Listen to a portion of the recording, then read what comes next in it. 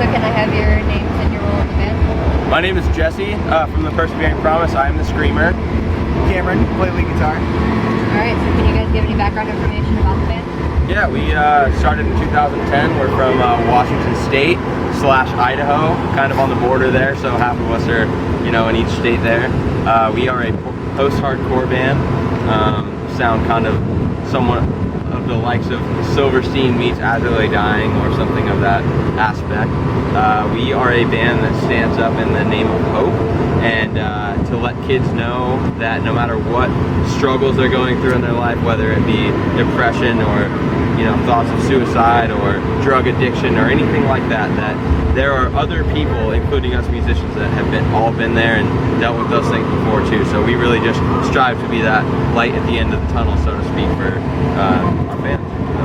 So what would you guys say the main inspiration behind the debut album or the debut EP? Well, our debut EP, I don't know if you could call it that, that was a long time ago, but our debut album, An Illusion in Shambles, which came out in 2013, that was really, it really tied into the same stuff. We, at the time, had just lost some family members and some close friends, and had other friends go to prison from, getting addicted to drugs and not staying out of trouble, and we tried to write a record that really reflected our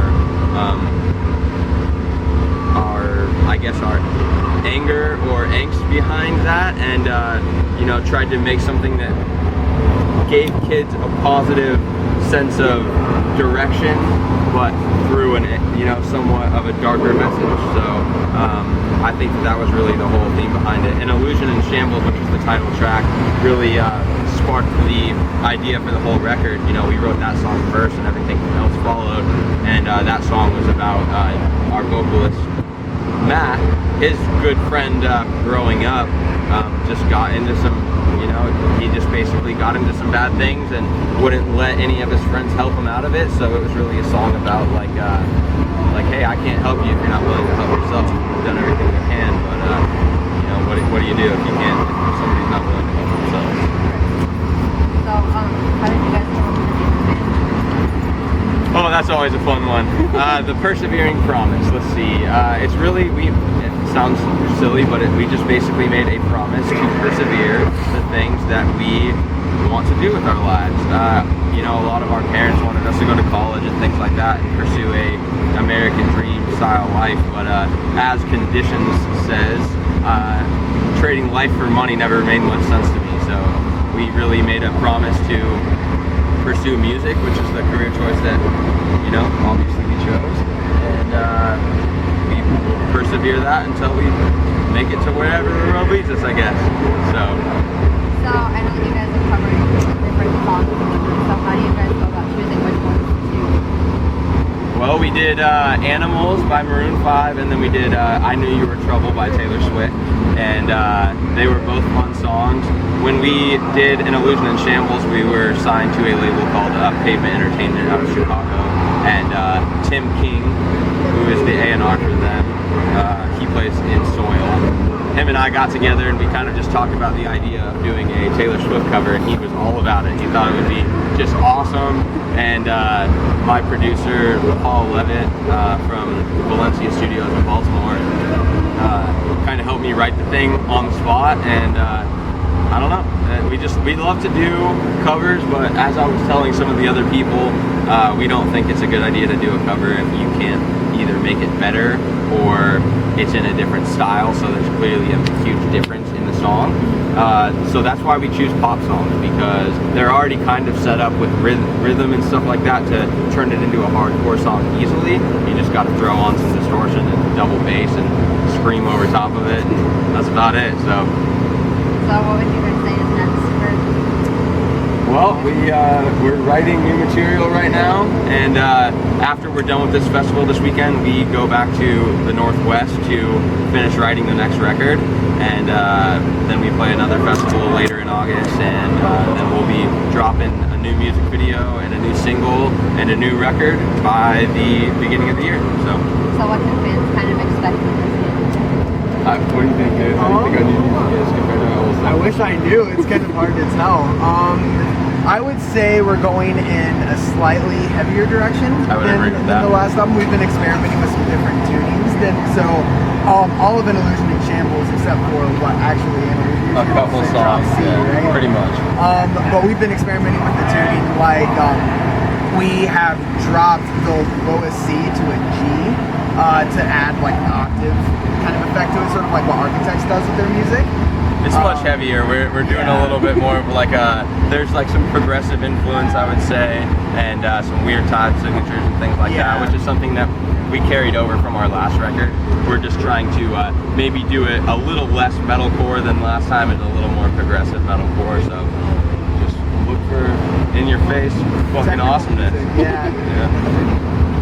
So I know you guys are not exactly an old band, so do you guys have like all of your, basically like your guys' stream equipment, or do you guys have like certain things that you guys want that you don't have? Well, I'll let you answer that first, and then I'll tell them mine. So before joining this band, I had never played guitar in a band before. So I went from having virtually no guitar equipment to having like all of my dream equipment pretty much right off the bat. So I use an Axe Effects for my actual amp, and then I have a Matrix power amp, and then I use an Orange 4x12 cab.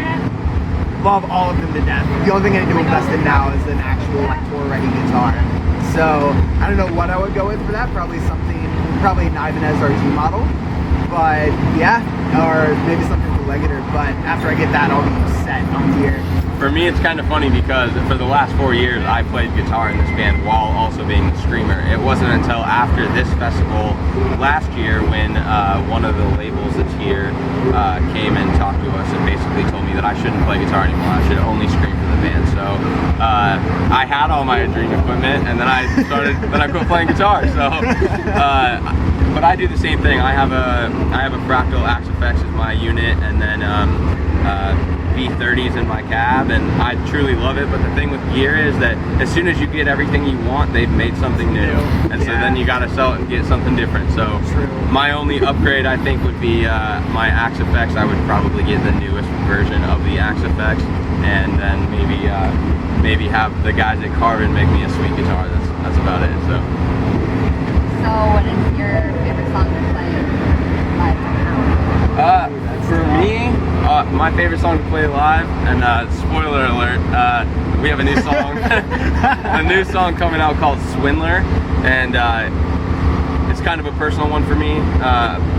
Back in January, my father passed away, and that was a huge shock. Nobody knew it was coming, and it really set my whole life kind of off tilt a little bit, and that song is about that struggle, and for me right now, that's my favorite one to play live, because as with most of our songs, they're very emotion based and deal with real struggle, and that's my current struggle, and so that song's the most meaningful to me, and truly it's the best reflection of what our new music is going to sound like. So I really can't wait to drop that song. So. Yeah.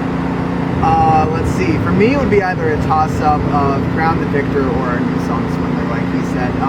Crown the Victor has a lot of really fun guitar leads in it, and the ending is like massive with all the orchestrated parts and everything, so that's always fun to play live. And then Swindler is a very like bouncy track with a lot of dynamics and like very like atmospheric parts in the background, so it sounds massive when you play it live, which makes it fun to play. Exactly. Yeah. So do you have a song that kind of goes as far as what I relate to, let's see. And So Dies the Dreamer has always been a track that I've kind of related to lyrically. I think Matt did a really good job of writing a lot of like very vivid, metaphorical kinds of lyrics in that song. And I don't know, yeah, the whole vibe of that song I think is very relatable, and it's a very cool song to play as well as Gotta love those golf carts, right? Who would you guys say the predominant writer is? We've been asked that before, and it's really hard to answer because, Matt and myself, we really come to the table with a lot of the general concepts of what a song is going to be, or maybe the one riff out of a whole song. But once we get to that point, we really do sit down as a band, and everyone really does write their own parts. So like Chase will come in, he writes the drums, and we get that exactly how we want it, and then we record the guitar over it. You know, he's brought so many of our new songs to the table. So like maybe Matt and Cameron and I are like, you know, the ones that bring it all to the table or whatever, but we write it as a band. We really do write everything as a group effort. So you guys have toured with some like pretty big bands. Who was one that you guys would actually like to go with again? Again? Oh man, I don't know. We pretty much hate everyone we've ever. No, I'm just kidding. Well, we've done some cool things on this festival, but I think Warped Tour has been the most fun for us, and like we've met the most people out there. I would love to play with the Born of Osiris guys, and tour with them. They're some of our greatest friends in this industry. And then, I don't know, what about you? I don't know. I would love to. I'm friends with the Periphery guys as well. They've been a huge influence on me as a guitarist, so I'd love to tour with them. I could say the same thing about Architects as a band. Architects, yeah, I would say as well.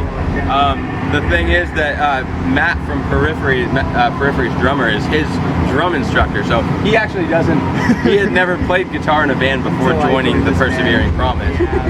When we're like, well, yeah, it's cool that you're good at drums, but here's a guitar, you know? And so we were looking forward to seeing the Periphery guys today. Unfortunately, they dropped off, so we're bummed about that, but I think that that'll be good. And then if I had a dream band that I could tour with, I would say As I Lay Dying, but I don't see that happening anytime soon. So, yeah, we'll do a prison tour. There we go. So, where's one place that you guys would like to actually travel to as a band? Montana. That's not true at all. That's not true at all. We hate Montana. It's like 15 hours wide. So I would love to honestly go to the UK. The music scene, from what I've heard over there, is phenomenal. We had some friends in No Bragging Rights come back from there recently, and they said that they just loved it because you know, whereas like in the US it's very like divided as far as the different types of metal, even though people are stupid, it's just metal. Over there they just love music in general, so it doesn't matter if you are a metal band that sounds like Metallica or a metal band that sounds like Architects. You know, people love you the same way over there, and they're all just as supportive. So I think I would truly love to play the UK, and I look forward to doing so in the future. I would agree with that as well. The UK would be amazing. Europe in general, I love Europe to death. France would be great. I have friends from Paris that are in the band. They're techno artists. That would be awesome to play with. And I don't know, anywhere overseas, I think would be incredible. So, what is one thing that you guys as a band would like to accomplish? One thing as a band that we would like to accomplish.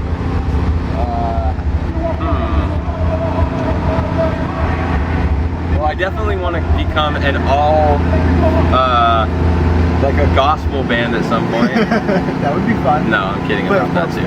I would say get a freaking gold record. That's what every band wants, right?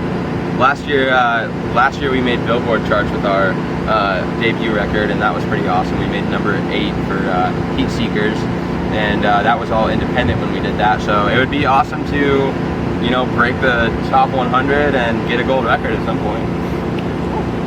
I would second that, and then even beyond that, being able to do like a US headliner would be incredible, I think, for a band, if we would ever get to play that. Another interview, 5 minutes. Okay, no, we're good. Hey, thank you guys so much. Thanks for having us.